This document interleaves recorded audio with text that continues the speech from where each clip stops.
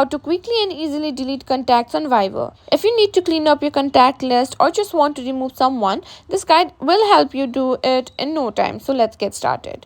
Deleting contacts on Viber is a straightforward process. Whether you're using an Android or iOS device, let's go through the steps.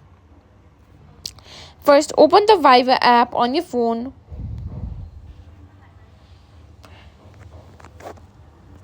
Now go to Contacts by clicking on Calls. Find and select the contact you want to delete. Tap on the name to open the profile.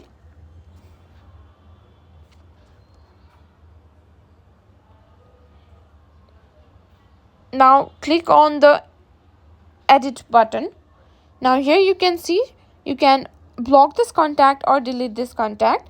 We simply want to delete this contact, so click on Delete this contact. Click on Delete and the contact will be deleted.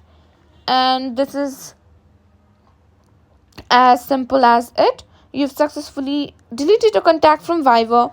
Now if you found this video helpful, don't forget to give it a thumbs up and subscribe to our channel.